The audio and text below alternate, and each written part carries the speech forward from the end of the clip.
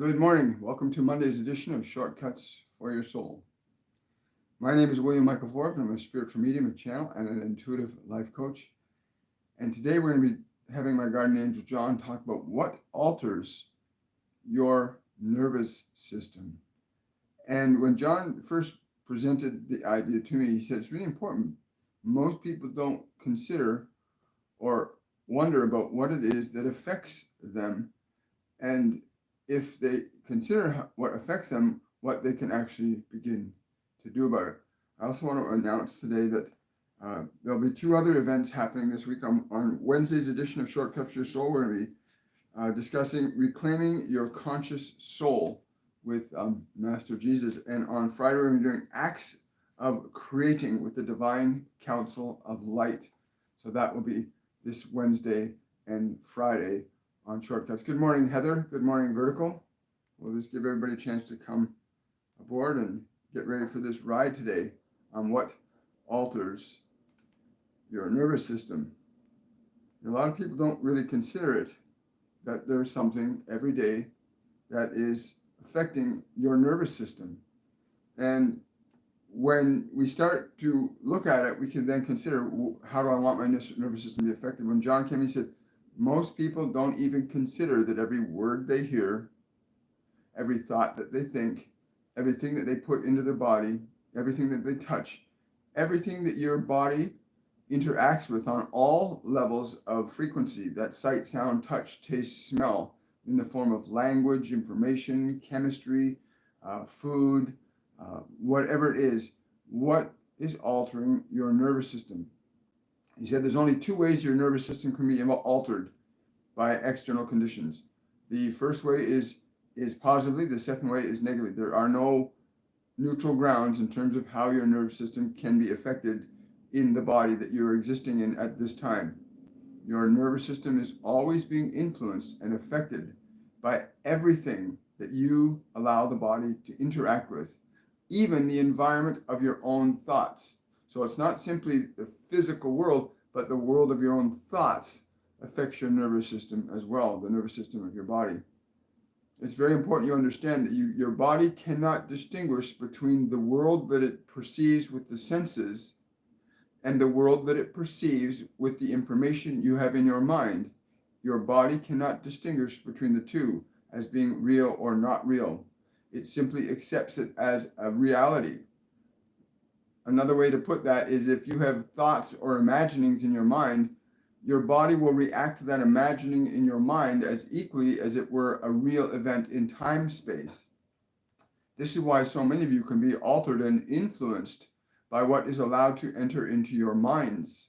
The information that comes in through your five physical senses, when it gets stored in your physical brain, that information, even if the stimulus that put it there is no longer around, can continue to affect you until it's altered, changed, liberated, or released from the system.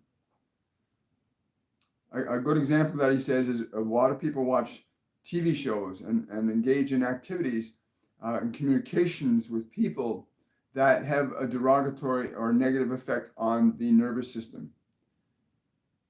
If that event is allowed to continue, the nervous system will degrade if it is a negative interaction. If it's a positive interaction, the system will have a positive result. But many people are allowing information in their minds without any consideration as to how it is actually affecting your nervous system. Very few people, he says, actually stop to consider, what are the words that person is saying? What are the things that I'm watching? What is what I'm doing? How is it affecting my nervous system of my body? The body depends solely on you.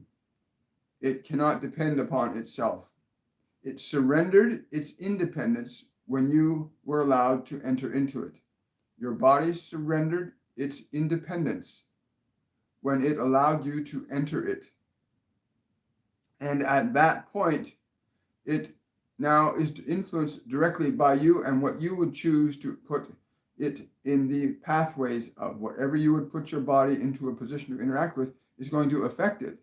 The books that you read, the people that you meet, the things that you do, the things that you are acting out, all affect your nervous system.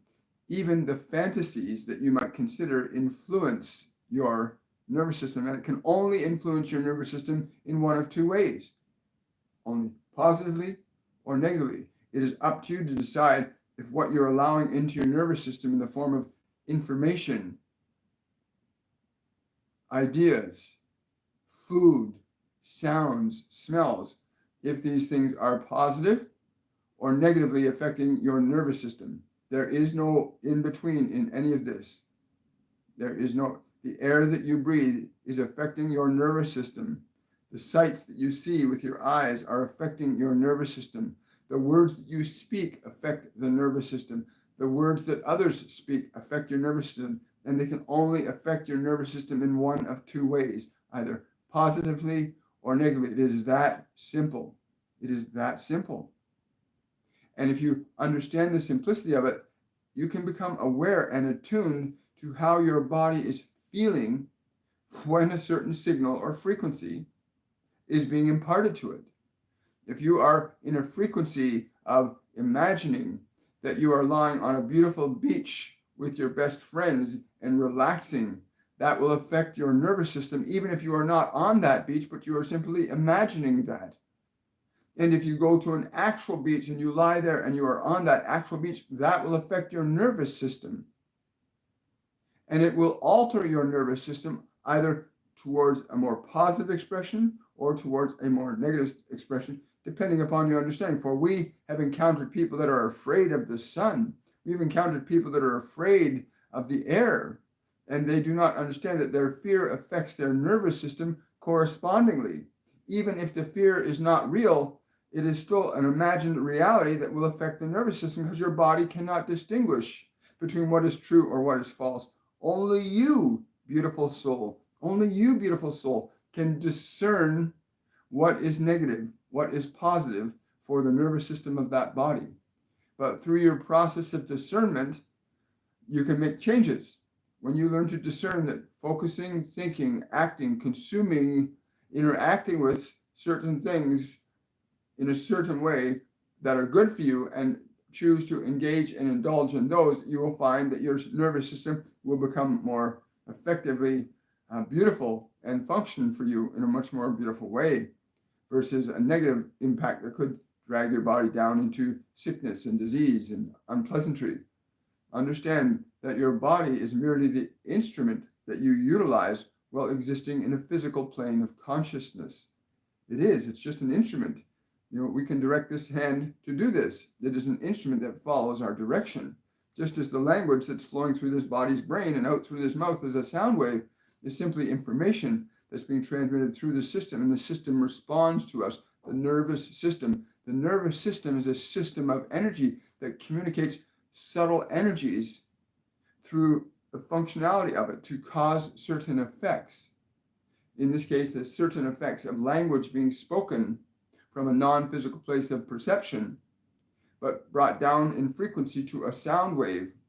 Whereas if we simply just thought on the frequency of thought alone, the body would not move.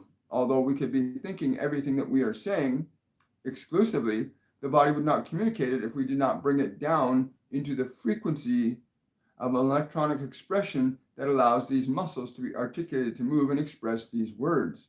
So what is it that you allow to alter your nervous system? And how, with what you interact with, how does it affect and alter your nervous system? Does it affect it towards the positive? Does it affect it towards the negative? Yes.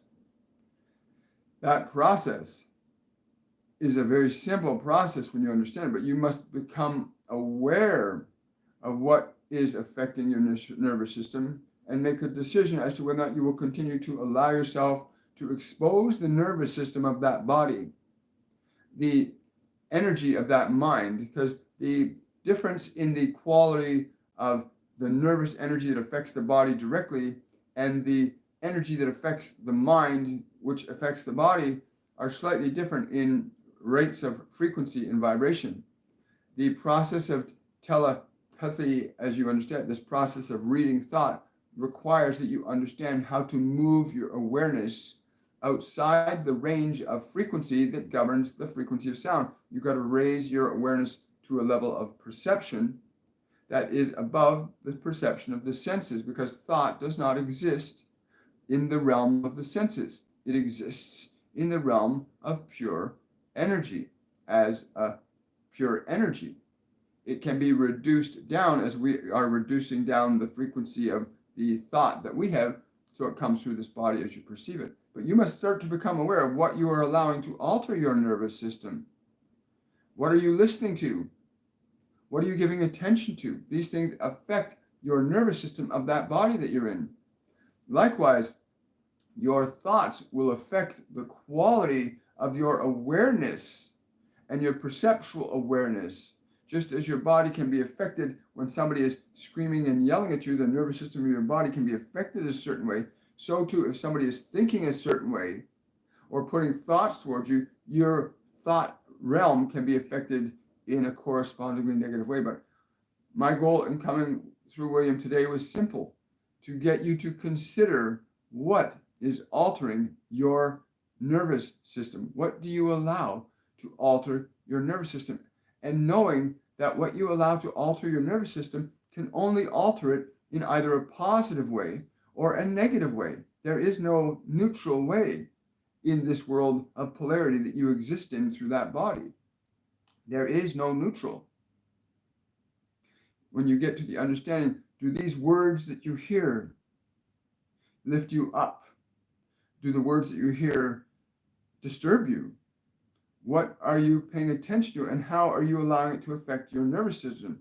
When you understand the nature of who you are, you can rise above the normal affectations of information going in the system. In other words, you can reduce your influence of the negative influence of energy once you understand the nature of who you are, and not simply just believe that you are simply a physical body in a physical world, but you are a spiritual entity living through a body in a physical world and experiencing that physical world through that body. That's what you're doing. You're experiencing the physical world through a physical body. But that physical body is something that you are interacting with. It is not who you are. It is something that you utilize as an expression. And you can feel how it is experiencing this physical world. Even sounds that you hear, or smells that you smell, or tastes that you taste, or things that you touch, are things that affect and alter your nervous system.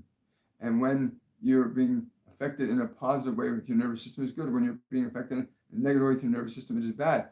However, there is a point in your consciousness where you can recognize those energies do not alter and affect my consciousness. That person is upset, but their energy is not affecting me. You can alter and change the effect of energies projected at you from others on your nervous system. You can alter and change or transmute those effects, but that is not something that we wanted to get into today. We simply wanted to have you consider, are you allowing things to impact your nervous system positively, or are you allowing things to impact your system negatively? What are you allowing into your nervous system through your ears, through your eyes, through your mouth, through your touch? What are you allowing into your nervous system? It is very important during these times of ascension that you begin to comprehend and understand that the world can influence and affect the conditions of your body, and is and has and always will. But the way in which that occurs can be altered to a great extent by the nature of who you are as a being and how you can interact with the mind and body that you are currently inhabiting. But first, the consideration must be, what are you allowing to alter your nervous system? And is it altering your nervous system in a positive way, or is it altering your nervous system in a negative way? It's usually very easy to discern that, because one will make you feel good and one will make you feel bad. Your nervous system, when it's getting lots of things that make it feel good, is very vibrant and vital and alive.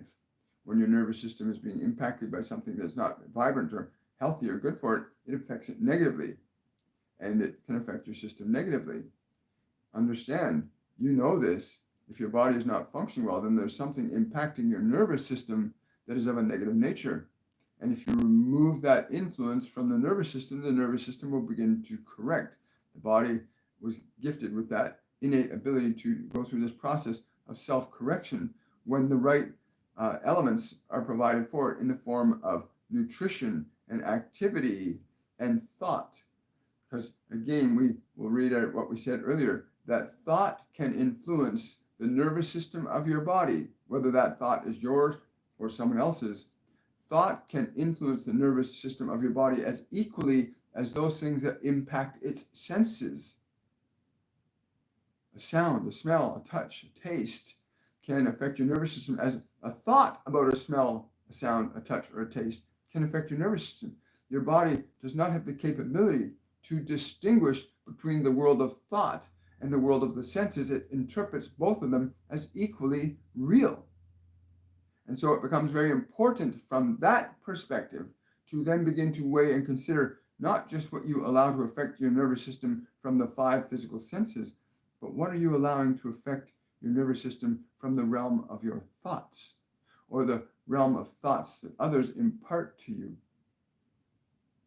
through your movies, through your televisions, through your communication devices. What elements of thought do you allow to influence your nervous system? What elements of information are influencing your nervous system? And are these elements uplifting and empowering and strengthening your nervous system, or are these elements diminishing, weakening, and debilitating your nervous system? There is no in between here. There is no middle ground. Your system is either being uplifted or it is being diminished by all that you allow in and all that you refuse to allow in. For you may refuse to allow things in to influence your system as well.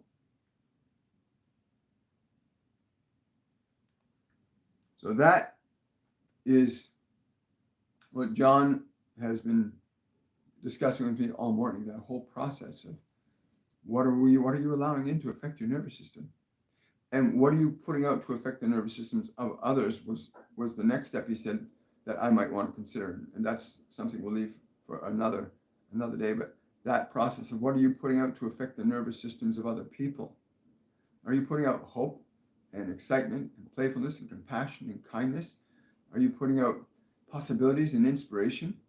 How are you affecting the nervous systems of other people? Because the way you're being affected, you may affect others also. Again, he said that would be for another day. And good morning, everybody. Welcome. I have my guardian angel John with me today, and we're literally talking about how we let things affect our nervous system. And it's so important. What are you allowing to affect your nervous system? Hi, good morning, Vertical. Hi, Allison. Hello, Melody. Hi there. Hi, Ruth. Yeah. Question from Enjoy. How do we increase our telepathy skills? Thank you so much. I love experiencing this beautiful world. You must understand that the level of control in terms of telepathy requires that you become aware of how to move your frequency outside the perceptual realm of the physical senses.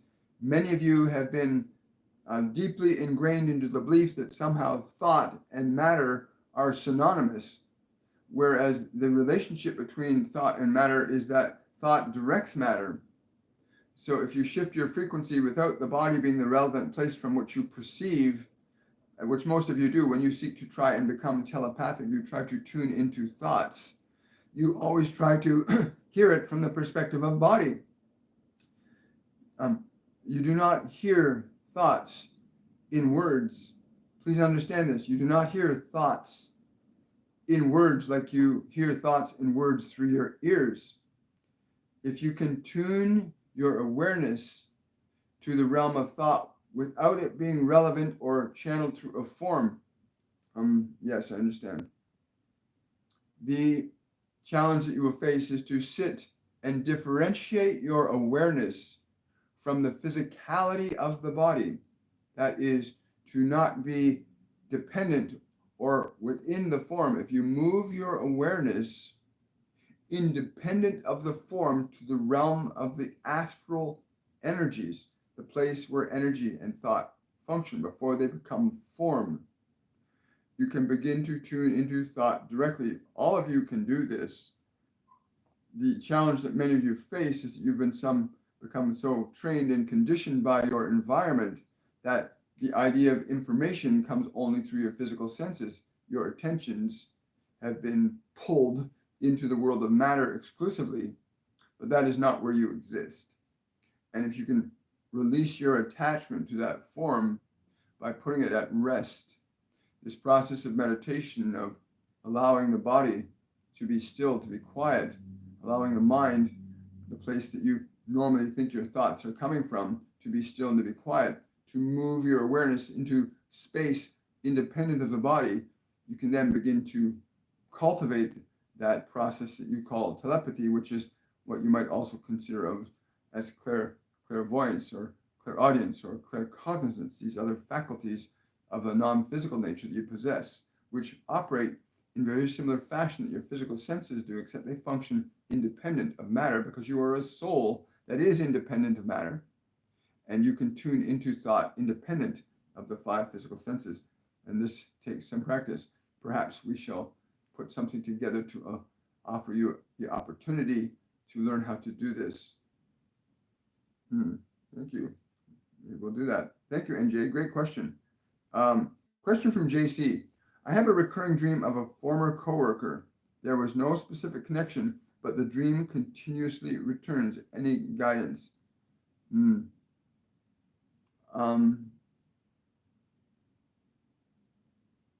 only thing I'm getting is that there's something that occurred in another lifetime with you two that you haven't liberated yourself from. You have not liberated yourself from the event that happened in that other lifetime. Excuse me.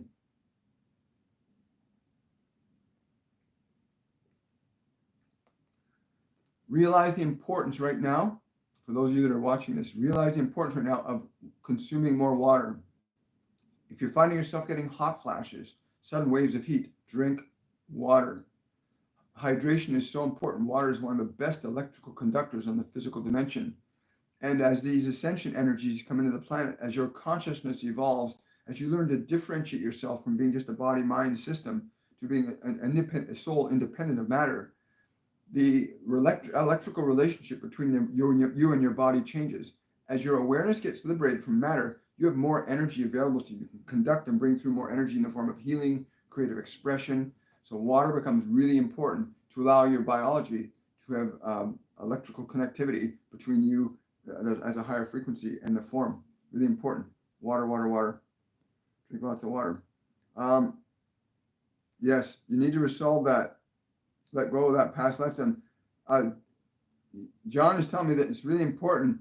The emotional quality is what you need to pay most attention to with this one.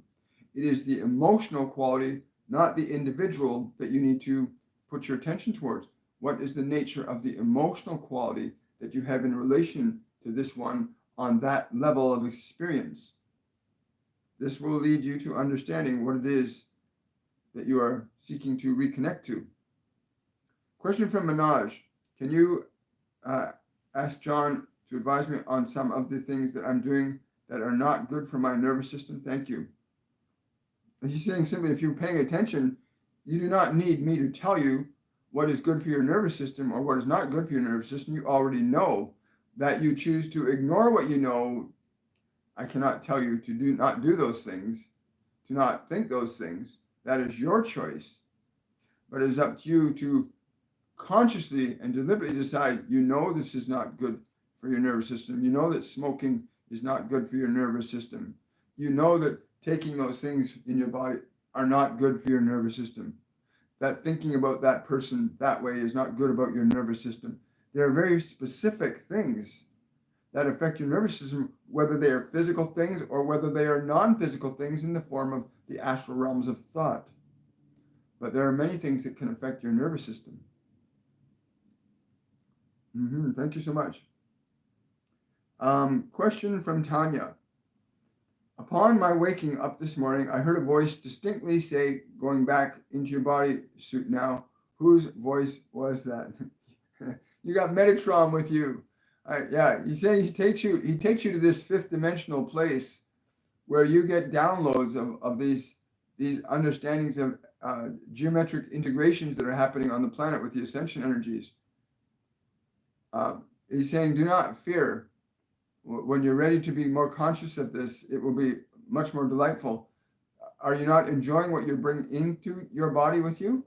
Yeah. On the heels of what John is saying, understand that once you understand what you're bringing into the nervous system, that's what you have to get to. These fifth dimensional downloads that Metatron is taking you to get at night. Really important to become conscious of the quality that you're experiencing before you come into your body. If you become conscious of the quality of the energy, you can bring it into your body more deliberately. Even people who are really unhappy can be resistant to people that are happy. People that are suffering can sometimes be resistant to not suffering because their suffering serves a purpose for them. But it's similar to this, where you are, yes, he's saying you really need to bring in the energy. Just before that moment of being asked, did you not remember what you were feeling? Why would you not bring that into your life? It is not simply stepping back into matter. You're here to bring something into the world. You're here to not just to experience this world, but you're also here to offer a frequency of your expression of this world to, let us say, change the way the world functions energetically. Yeah, I know. John's saying it ties exactly what he's into saying. What are you allowing to influence your nervous system?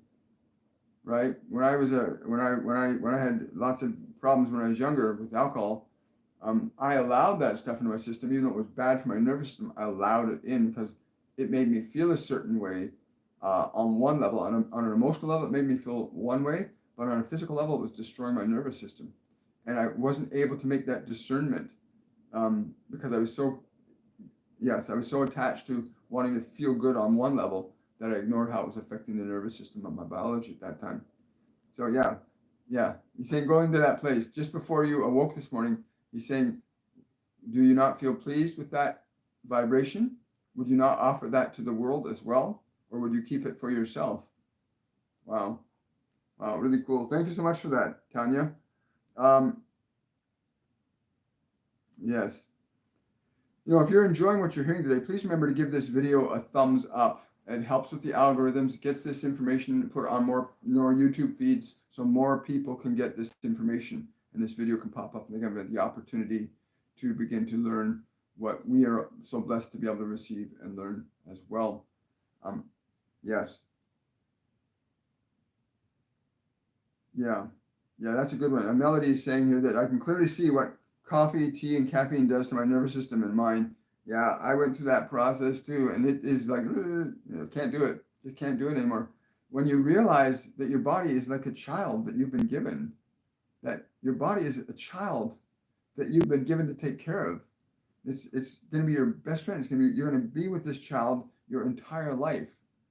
And it doesn't matter what biological age it is, it's always going to be like a child. And you need to love it. You need to care for it because it can't care for itself. Your body cannot care for itself. It needs to be cared for either by you or your government. But you start letting other people take care of your body, it's going to have consequences. I want to also remind everybody, so on this Wednesday, we're going to be having Master Jesus coming live on Reclaiming Your Conscious Soul with Master Jesus. And on Friday's edition of Shortcuts, we're going to be covering Acts of Creating with the Divine Council of Light. I invite you to come on this Wednesday and this Friday to Shortcuts for Your Soul. We are at a very profound change in human collective unconsciousness, and we can either let the change happen automatically, or we can become conscious, deliberate, and actively participatory in the evolutionary changes of humanity. And you can execute these evolutionary changes from an energy of fear, or you can execute these changes from an energy of love. There's only two expressions, and they're either positive or negative. There's no Mr. in between. And wherever you are and whatever you're doing, and whoever's hearing this right now, understand you cannot express positive and negative at the same time. You can express one or the other. Are you offering a vibration of love to the world, or are you offering a vibration of fear to the world? You can only operate one of those two, positive or negative. There's no in between. In every act and every thought you think, are you offering your body, your nervous system, love or fear? Are you offering your neighbors love or fear? What are you offering the world? Because what you will offer to the world will become your experience. For the one that bears the gift, experience the gift first. So let love be that which you would offer the world today. Lastly, but certainly not least, I encourage you to go to my website, williammichaelforbes.com, and check out our Mediumship 102 program, which starts on the 27th of November. And it's an amazing course. It will literally allow you to release and let go of all old, past, dense emotional energies. It will let you connect to your guides and your angels far more effectively when you don't have negative energies between you and them. A lot of people don't understand, and this is one of the reasons why a lot of people are freaked out about mediumship and channeling, because they do not understand the concept of positive and negative energy, vibrational energy.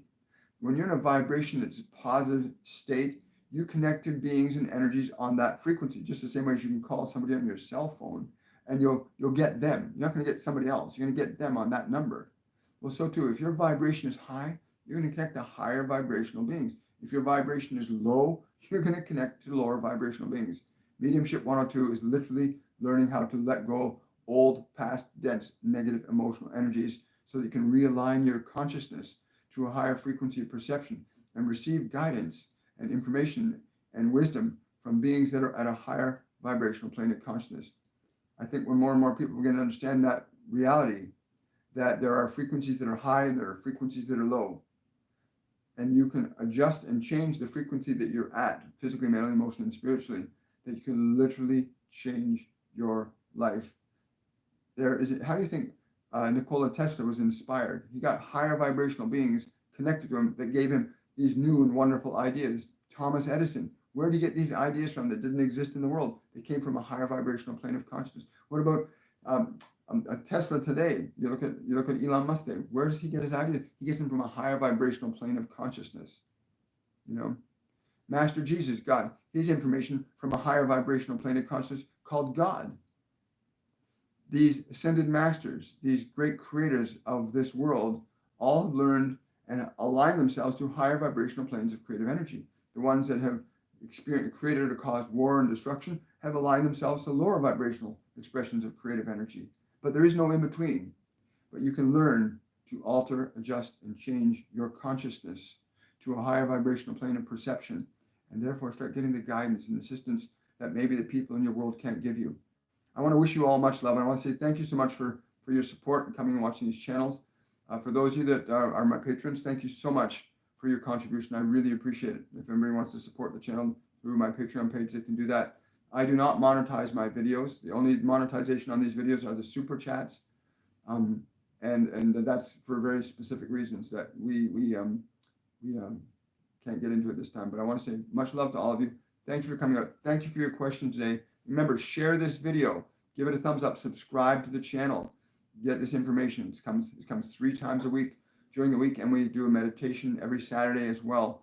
I want to wish you much love, and I'll see you on Wednesday's edition of Shortcuts to Your Soul. Bye for now, everybody.